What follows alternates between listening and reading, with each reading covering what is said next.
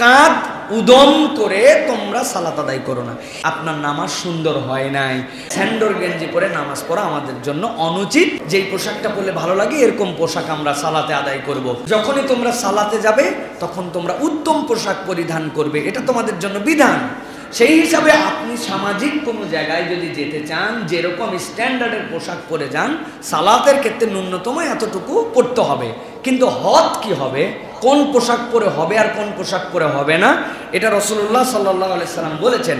রাসূল সাল্লাল্লাহু আলাইহি ওয়াসাল্লাম বলেছেন, তোমরা সালাতের ক্ষেত্রে এইরকম পোশাক পরো না যে এক কাপড়ে তোমরা সালাত আদায় করতেছো। হাদিসের পরিভাষা হচ্ছে লাইসা আলা আতিকাইহি মিনহু শাইউন, এমন ভাবে পড়ছো যে তোমার কাঁধের মধ্যে কিছু নাই, কাঁধ উদম করে তোমরা সালাত আদায় করো না।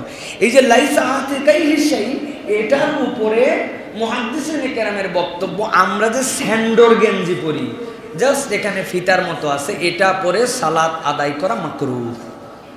সালাত হয়ে যাবে কিন্তু এটা হবে না। আর একদম কাঁধ খুলে নামাজ পড়া, এটাকে মাকরুহ তানজিহি বলা হয়। এটা নামাজ ফাসেদ হওয়ার কাছাকাছি হয়ে যাবে। কাপড় চুকুর থাকার পরেও উপরে কিছুই পরে নাই।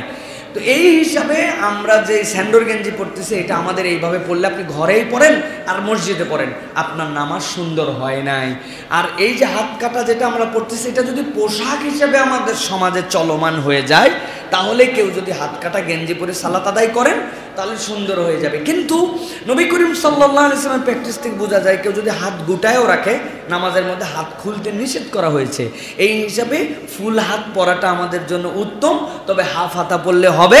স্যান্ডোর গেঞ্জি পরে নামাজ পড়া আমাদের জন্য অনুচিত। এইভাবে আপনি ঘরে একাই পড়েন আর বাহিরে পড়েন, এটা আমাদের জন্য উচিত হবে না। গরমের অজুহাত দিয়ে এইটা আমাদের জন্য, সালাতের জন্য 5 মিনিটের জন্য এটা আমাদের প্র্যাকটিস নয়।